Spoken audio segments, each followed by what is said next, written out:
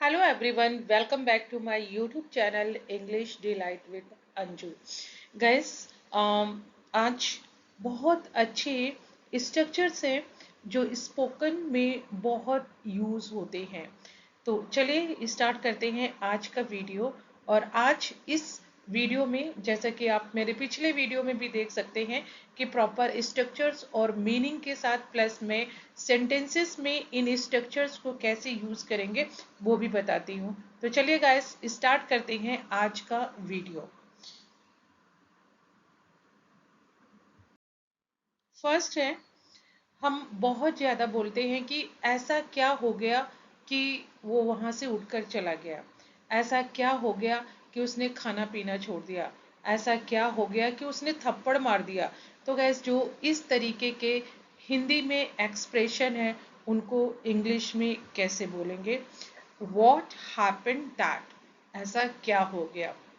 और इसके बाद आप बाकी का सेंटेंस कंप्लीट करेंगे. वॉट हैपेंड दैट, ऐसा क्या हो गया कि.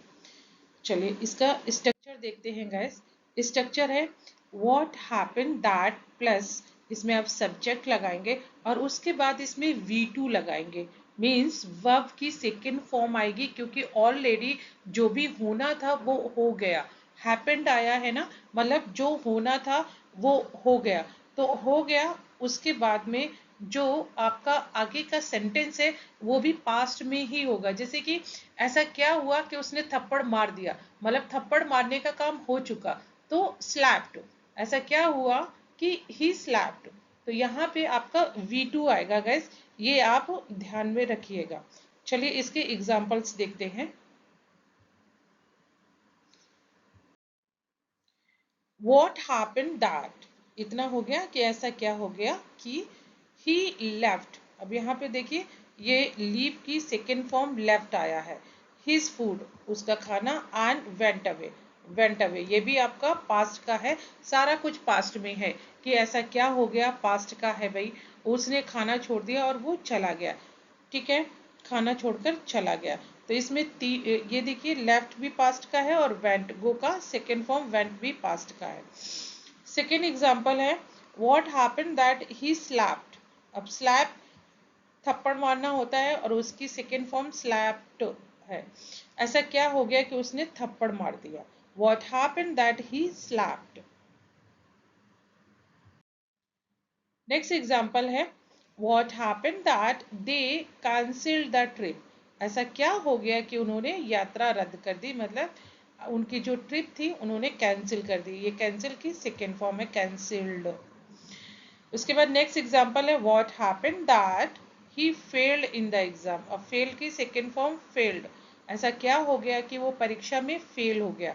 तो ये गाइस था कि ऐसा क्या हो गया कि वॉट हैपन दैट और उसके बाद आप सब्जेक्ट लगा करके V2 लगाएंगे और फिर आगे का सेंटेंस आप कंप्लीट करेंगे. आई होप बहुत अच्छे से आपको ये क्लियर हो गया है. तो आगे देखते हैं गैस क्या है. आगे चलकर तुम डैश डैश तो नहीं जाओगे. कैसे हम बोलते हैं हिंदी में गैस कि आगे चलकर तुम बदल तो नहीं जाओगे. आगे चलकर तुम कहीं झूठ तो नहीं बोलने लगोगे. आगे चल कर के कहीं तुम ये मकान बेच तो नहीं दोगे. तो जो इस तरीके के हिंदी एक्सप्रेशन है गैस उनको इंग्लिश में कैसे बोलेंगे देखते हैं. In the future won't you, ये वोंट है वो विल नॉट का कॉन्ट्रैक्शन है. तो in the future won't you, ये आपका बोलेंगे इसको. और देखते हैं कि कैसे इसका स्ट्रक्चर फॉर्म होगा. स्ट्रक्चर है in the future won't you और फिर याद रखिए कि V1 लगेगा. ठीक है, वैसे भी फ्यूचर में आपका V1 ही यूज होता है. तो सेंटेंसेस देखिए. In the future won't you forget me, आगे चलकर तुम मुझे भूल तो नहीं जाओगे. ये गाइस आगे चलकर तुम मुझे भूल तो नहीं जाओगे. ये जो वोंट यू फॉरगेट ये आपका इंटरोगेटिव में बन रहा है. कहीं भूल तो नहीं जाओगे, जब ये है भूल तो नहीं जाओगे तो will not you forget me. उसके बाद सेकेंड एग्जाम्पल है इन द फ्यूचर, आगे चलकर won't you change your decision, आगे चलकर तुम अपना फैसला तो नहीं बदल लोगे. नेक्स्ट है in the future won't you regret this, आगे चलकर तुम इसे लेकर पछताओगे तो नहीं। रिग्रेट होता है पछताना, एक रिपेंट भी होता है पछताना। नेक्स्ट एग्जाम्पल है in the future won't you ignore me, आगे चलकर तुम मुझे नजरअंदाज तो नहीं करोगे, तो in the future won't you ignore me. तो ये गाइस था in the future won't you, और उसके बाद आप V1 लगाइए। ये देखिए रिग्रेट आपका V1 है, ये वर्ब है, उसकी फर्स्ट फॉर्म। इग्नोर भी वर्ब है और उसका फर्स्ट फॉर्म है। नेक्स्ट, इस गलत फहमी में मत रहना, बहुत ज़्यादा हम यूज़ करते हैं जब अग्रेशन हमारे में होता है या कोई हमें ग्रांटेड लेता है, तो उस टाइम पे कि इस गलत फहमी में मत रहना कि तुम्हारा सच किसी को पता नहीं है। इस गलत फहमी में मत रहना कि वो तुम्हें कभी धोखा नहीं देगी। तो इस तरीके का जब एक्सप्रेशन हिंदी में है तो उसके लिए इंग्लिश में क्या यूज़ करते हैं, देखो guys. Don't be under the illusion that, don't be under the illusion that. Illusion होता है भ्रम, गलत फहमी, तो इस गलत फहमी में मत रहना। Don't be under the illusion that. इसका स्ट्रक्चर देखिए कैसे बनेगा। Don't be under the illusion that, और उसके बाद सब्जेक्ट आएगा और फिर V1 आएगा। ठीक है, सिंपल सा है। एग्जाम्पल्स देखिए। Don't be under the illusion that I will always agree with you, इस गलत फहमी में मत रहना कि मैं हमेशा तुम्हारी बात मानूंगा। सेकेंड एग्जाम्पल है don't be under the illusion that money can buy happiness, इस गलत फहमी में मत रहना कि पैसा खुशी खरीद सकता है। ठीक है, तो यहाँ पे गाइस देखिए एग्री, ये आपकी वर्ब है, फर्स्ट फॉर्म में आई है। यहाँ आपका बाय है, ये आपका फर्स्ट फॉर्म में आया है। ठीक है, तो कंप्लीटली इस स्ट्रक्चर को ये सेंटेंसेस फुलफिल कर रहे हैं। आगे भी एग्जांपल है don't be under the illusion that success comes without hard work, इस गलत फहमी में मत रहना कि सफलता बिना मेहनत के मिलती है। It's true guys. सेकेंड है don't be under the illusion that he will help you, इस गलत फहमी में मत रहना कि वो तुम्हारी मदद करेगा। तो ये गाइस था कि इस गलत फहमी में मत रहना means don't be under the illusion that. Next है इससे पहले कि, हम बहुत बार बोलते हैं कि इससे पहले कि मैं उसे कुछ बता पाता उसने मुझे थप्पड़ मार दिया, इससे पहले कि मैं उसे सॉरी कह पाता वो वहां से चला गया, इससे पहले कि आ, हम उस बात पे चर्चा कर पाते मीटिंग कैंसिल, मतलब मीटिंग खत्म हो गई, ओवर हो गई। तो इससे पहले कि, इसके लिए इंग्लिश में आप यूज करेंगे बिफोर, और यहाँ पे सब्जेक्ट आएगा मैं या वो जो भी है, नाउन मतलब noun subject, sorry subject before वो कुछ कह पाता, बिफोर मैं कुछ कह पाता, बिफोर मतलब जो भी है, आपको जो भी सब्जेक्ट है, तो बिफोर यहाँ पे आई मैंने लिया है, बिफोर आई कुड मतलब इससे पहले कि मैं कुछ। स्ट्रक्चर देखिए बिफोर आई कुड और इसके बाद V1 लगेगा, क्योंकि कुड है तो V1 लगेगा, उसके बाद सब्जेक्ट आएगा और फिर आपका V2 लगेगा। V2 क्यों लगेगा, क्योंकि यहाँ पे एक्शन ऑलरेडी हो चुका है। ठीक है, इससे पहले कि मैं कुछ कह पाता, ठीक है, तो मतलब जो एक्शन होना था वो हो चुका है, पास्ट का है कुड के साथ। पहला एग्जाम्पल है before I could stop him he slapped मी, इससे पहले कि मैं उसको रोक पाता उसने थप्पड़ मार दिया।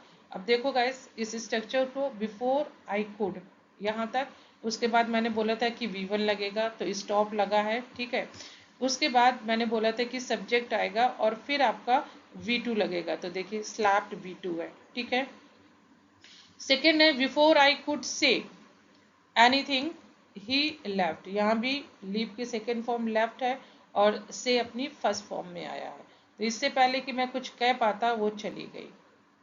Before I could say anything she left. Next example है before I could catch the bus it drove away, drive की सेकेंड फॉर्म है ड्रोव। ठीक है, कैच आया है फर्स्ट फॉर्म में और ड्राइव आया है सेकेंड फॉर्म में, इससे पहले कि मैं बस पकड़ पाता वह चली गई। ठीक है, सेकेंड एग्जाम्पल, मतलब इस पेज का सेकेंड एग्जाम्पल मैंने 1 2 1 2 कर दिया, वैसे ये फोर्थ एग्जाम्पल है। बिफोर आई कुड एक्सप्लेन, इससे पहले कि मैं समझा पाता, दे स्टार्टेड शाउटिंग, वे चिल्लाने लगे। ठीक है गाइस, तो एक्सप्लेन देखिए V1 यहाँ पे है एक्सप्लेन और V2 है स्टार्टेड। तो आई थिंक गाइस, मैं आप लोग बताइएगा कि जो एक्सप्लेनेशन है वो मेरा कैसे है, आप लोगों को बहुत अच्छे से समझ में आ जाता है ना? आप लोग कोई भी कमेंट करके कुछ नहीं बताते हो गाइस। नेक्स्ट है सून आफ्टर। सून आफ्टर का मतलब गाइस होता है कि जस्ट बाद में, ठीक है, जल्द ही या तुरंत बाद। जैसे कि मैंने खाना खाने के तुरंत बाद टीवी देखी, तो तुरंत बाद होता है सून आफ्टर। जैसे कि मैंने कपड़े धुले, उसके तुरंत बाद मुझे कपड़ों को सुखाना था, तो तुरंत बाद के लिए होता है सून आफ्टर। स्ट्रक्चर देखिए, सून आफ्टर प्लस नाउन या फिर सब्जेक्ट होगा तो आएगा, उसके बाद वर्ब आएगी और उसके बाद मेन क्लॉज आएगा, या फिर main clause plus soon after, noun, subject और फिर वर्ब। दो तरीके से ये स्ट्रक्चर आपका बन सकता है। एग्जाम्पल देखिए, फर्स्ट एग्जाम्पल है soon after the rain stopped we went outside. जैसे ही बारिश रुकी हम बाहर चले गए। ठीक है, तो जैसे ही के लिए सून आफ्टर। ठीक है, जैसे बारिश रुकी उसके तुरंत बाद। सेकेंड एग्जाम्पल है soon after she arrived the meeting started. जैसे ही वो आई मीटिंग शुरू हो गई, मतलब उसके आने के तुरंत बाद। नेक्स्ट एग्जाम्पल है soon after graduating he moved abroad. जैसे ही उसने ग्रेजुएशन किया वो विदेश चला गया। नेक्स्ट एग्जाम्पल है the fire alarm rang soon after we entered the building. ठीक है, तो इसमें तीनों एग्जाम्पल पहले आपको पहले इसका है स्ट्रक्चर के, और दूसरे की स्ट्रक्चर का आपको चौथा ये एग्जाम्पल है, मतलब जो इस पेज का सेकेंड है। तो जैसे ही हम इमारत में पहुंचे फायर अलार्म बज गया। तो यहाँ पे ऐसे बोल सकते हैं कि हमारे पहुंचने के तुरंत बाद ही फायर अलार्म बज गया। तो ये गाइस था सून आफ्टर। आई होप ये सारे स्ट्रक्चर आपको बहुत अच्छे से समझ में आ गए हैं, और ये वीडियो आपके लिए बहुत ही इम्पॉर्टेंट क्रूशियल रहा है। ठीक है, सिग्निफिकेंस रहा है। तो गाइस मिलते हैं कल के वीडियो में। अगर ये वीडियो आपको पसंद आए तो गाइस लाइक कीजिएगा और अपना फीडबैक जरूर दीजिएगा। मिलती हूँ गाइस नेक्स्ट वीडियो में। Thank you for watching.